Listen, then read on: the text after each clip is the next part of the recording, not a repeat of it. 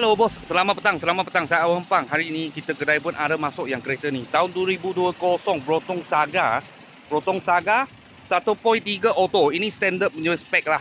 Standard, harga jual 19.800. Kalau full bulanan 300 lebih lah, dah silap anggaran. Lepas tu kereta ni boleh lung kedai ya. Kereta ini boleh lung kedai. Tahun 2020 punya Brotong Saga ini sudah ubah lah. Dia sudah ubah gearbox dia. Okay, jadi dia A3 gearbox. Dia sudah pakai A3 gearbox. Kalau dulu tahun 2019 18 punya semua CVT. Semua CVT. Sebab tahun 2020 dia sudah ubah A3 gearbox lah. 4 speed. Dalam macam ni lah. Kereta ni kita belum spray, belum cuci, belum buat apalah. Manis dia 62,000.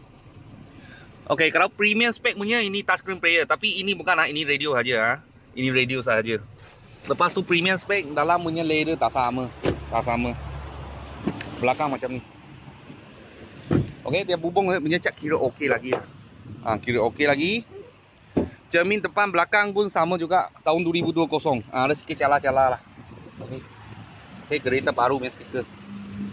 Tahun 2020 Brotong Saga 1.3 harga jual harga cash 19.800. Kalau bos-bos dengan kawan-kawan siapa tengah cari satu kereta, boleh bawa Grab. Boleh bawa kerja punya.